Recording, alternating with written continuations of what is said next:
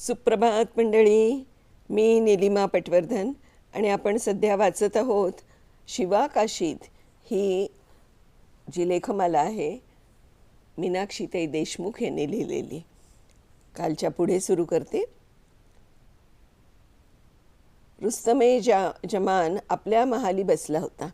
मध्येच डोईवरची पगडी काढून डोकं खाजवत असलेला पाहून इतरांना वाटे तो एखाद्या नाव्याची वाट पाहत असावा. थोड्याच वेळात एक घोडा त्याच्या महालासमोर थांबला. उतरलेल्या स्वाराच्या हातात नाव्याची धोकटी होती. तो होता शिवा काशीद. रुस्तमे जमानने त्याचं हसून स्वागत केलं.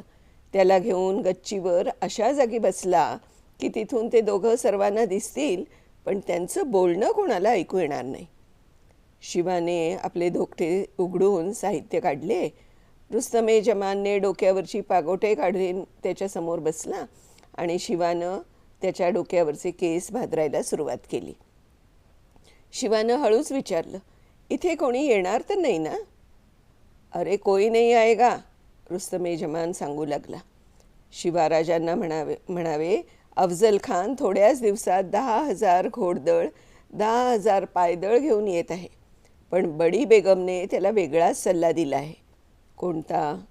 समोरासमोरचं युद्ध टाळून शिवाजीशी मैत्रीचा बहाणा करून कपटाने ठार मारायचा. ते कसं काय? शहाजीराजे को सब मालूम है. एकदा कस्तुरी रंगन राजाला असेच भेटीला बोलावून त्याला कपटाने ठार मारले होते. आताही त्याचा असाच बेत आहे. आणि ऐसाही मत समजो की खान बरोबर एवढंच सैन्य आहे. मग त्याची स्वतःची तर फौज आहेच. शिवाय वाटेत जे वतनदार देशमुख संस्थानिक आहेत तेही त्याला मिळणार आहेत. त्याच्याबरोबर तोफा हत्ती यांचीही संख्या भरपूर आहे. शिवाराजेंना सांग, खान धिप्पाड देहाचा, उंच सशक्त आहे. पोलादी पहार वाकवण्याची ताकद त्याच्या हातात आहे. नंतर रुस्तमे जमानने त्याच्याबद्दलची सर्व सविस्तर माहिती सवयी सांगितल्या. राजांनी त्याच्याविरुद्ध काय डावपेच आखावे, सल्लामसलत करावी याबद्दलही माहिती दिली. दरबारात काय घडलं, काय बोलणं झालं ही इत्तंभूत हकीकत सांगितल्यानंतर रुस्तमे जमान म्हणाला, अफजल खान राजांची प्रेमानं भेट घेईल त्यावेळी राजांनी विशेष सावध राहावं. तो दगाबाजी करून ताकदीच्या जोरावर राजांवर घाव घालण्यास मागे पुढे पाहणार नाही. त्यासाठी राजांसाठी मी एक वाघनखांची जोडी देतो. ती घेऊन जा. दगाबाज खानासाठी उपयोगी ठरतील. ठीक आहे रुस्तमे जमान साहेब. शिवा, मी सांगितलेला शब्द आणि शब्द राजांच्या कानावर घाल. त्यात गफलत झाली तर राजांच्या जीवाला धोका झाल्याशिवाय राहणार नाही, हे लक्षात ठेव. रुस्तमे जमानची हजामत संपली. नाव्यानं आपलं साहित्य गुंडाळलं आणि मिळालेली मोहोर मुसलमान पद्धतीने मुजरा घालून स्वीकारली. दोघेही जिन्यावरून खाली उतरू लागले.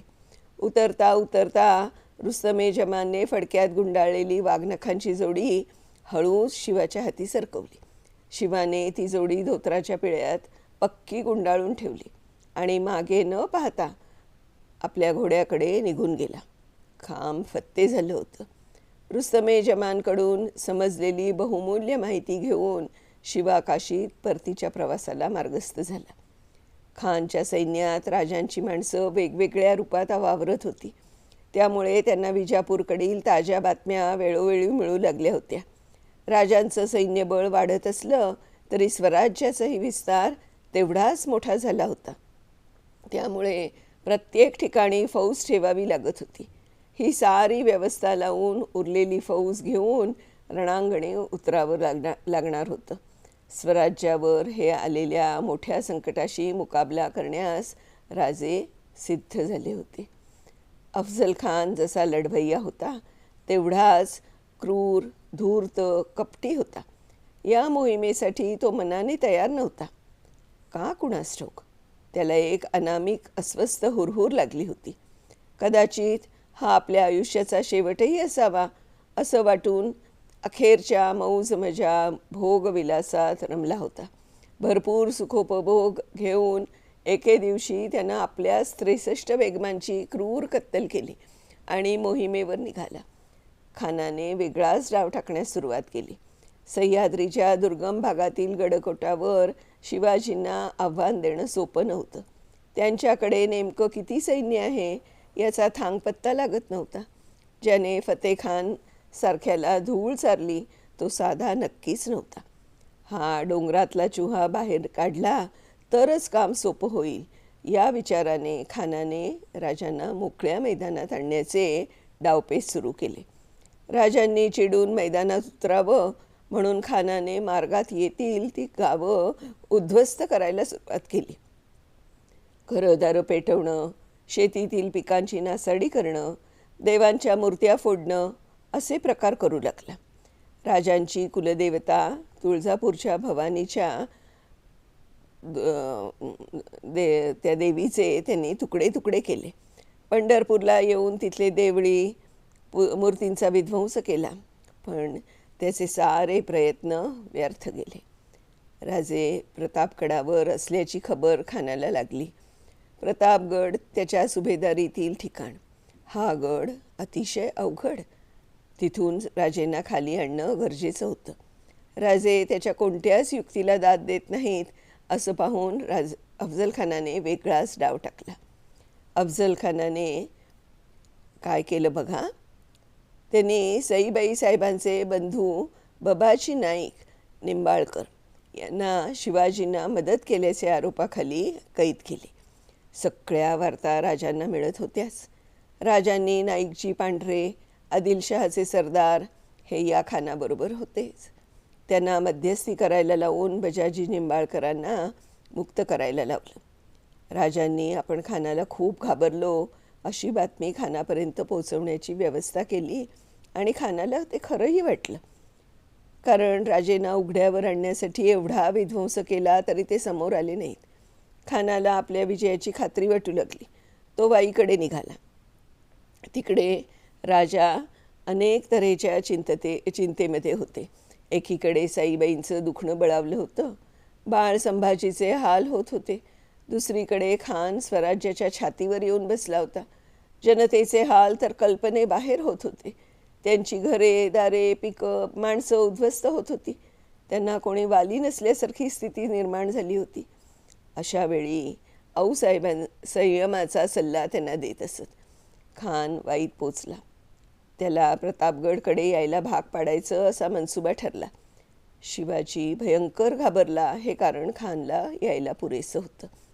खानाच्या फौजा आसपासच्या प्रदेशात खूप मोठ्या प्रमाणात विध्वंस धुमाकूळ घालत होत्या, पण शिवाजी अतिशय घाबरल्यामुळे ते लढायला तयार नाही आहेत आणि खानाला खात्री पटली.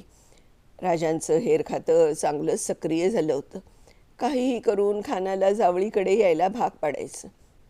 शिवाजी आपल्याला पूर्ण घाबरला याची खानाला पक्की खात्री झाली. मोहीम सुरू होऊनही बरेच दिवस झाले होते. शिवाजी गडावरून खाली येणार नाही याची खात्री नव्हती. जर का ते कोकणात पळून गेले तर विजापूर दरबारात आपलं हसं होईल, वजनही कमी होईल. त्यापेक्षा आपल्याला जावळीत बोलावलंच आहे तर तिथे जाऊन त्याचा खात्मा करावा असा निर्धार त्यानं केला. जावळीच्या खोऱ्यात खानाच्या तंबू राहुट्या पडल्या.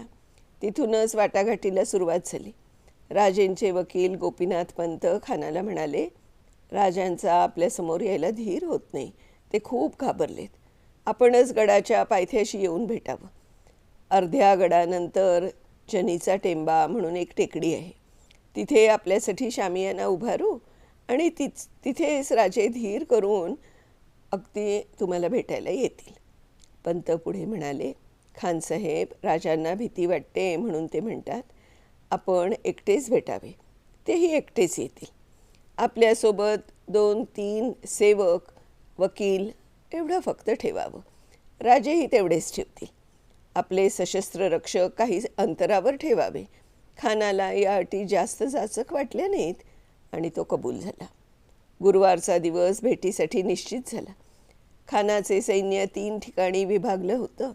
एक तळ वाईला, दुसरा जावळीच्या खोऱ्यात आणि तिसरा तळ गडाच्या पायथ्याशी होता. खानानं सैन्याला कोणत्याही सूचना दिल्या नव्हत्या. कारण त्याच्या मते लढाईचा प्रसंग येणारच नव्हता. राजांनी बेमालूमपणे मोर्चेबंदी करून घेतली होती. सैन्य मोक्याच्या ठिकाणी असं काही बेमालूम लपवलं होतं की खानाला आणि त्याच्या सैन्याला सुगावाही लागला नाही. राजांनी आपल्यासोबत येणारे निवडक कसलेले अनुभवी योद्धे घेतले होते. वकील म्हणून गोपीनाथ पंत सोबत येणार होते. त्याचवेळी आपल्या हेराकरवी खानाची प्रत्येक हालचाल टिपली जात होती. बुधवारी रात्री राजेंनी तुळजाभवानीचे दर्शन घेतलं. सहकाऱ्यांशी बराच वेळ सल्लामसलत झाली. काही महत्त्वपूर्ण निर्णय ठरले. गडावरील प्रधान मंडळींना सूचना देऊन झाल्या. अखेर राजा म्हणाला, समजा मला काही दगाफटका झालाच तर गोंधळून जाऊ नका. बाल संभाजीच्या नावे कारभार सुरू ठेवा. आऊसाहेबांच्या मर्जीत वागा. स्वराज्य टिकलं आणि वाढलं पाहिजे. रयतेच्या हिताची कामं करा. भेटीचा दिवस गुरुवार उजाडला. राजांनी शांत मनाने आपली कामं उरकली. सगळ्यांना सतर्कतेचे आदेश दिले आणि राजांनी तयारी केली. सर्व सहकाऱ्यांसह राजे बुर्जावर आले. त्यांना दिसले खान 1,500 फौजेनिशी येत आहे. लगेच पंत गड उतरून खानाजवळ जाऊन बोलचाल झाली. मग खानाने 10 अंगरक्षक आणि वकील कृष्णाजी कुलकर्णी एवढ्यांनाच बरोबर घेतलं आणि शामियानात पोचला. राजेंनी शामियाना अतिशय कलात्मक प्रकारे सजवला होता. खान खुश झाला. राजे जनीच्या टेंब्याकडे निघाले. तोच हेराने खानासोबत सय्यद बंडा असण्याची खबर दिली. राजेंनी लगेच खानाकडे तसा निरोप पाठवला. राजे इथे यायला घाबरतात. सय्यद बंडाला दूर करायला सांगितले. चढफडत खानाने सय्यद बंडाला दूर जायला सांगितलं. तो दूर गेला आणि राजांची पालखी शामियानाजवळ येऊन थांबली. राजे पालखीतून खाली उतरले. आपले अंगरक्षक ठराविक अंतरावर ठेवले. राजांनी आई भवानीचं स्मरण करत शामियानात प्रवेश केला. मंडळी, आता याच्या पुढचा भाग म्हणजे खरोखर त्या अफजलखानाच्या बरोबर जी राजांची भेट आहे ती कशी होणार ते आपण पुढच्या भागात बघूया.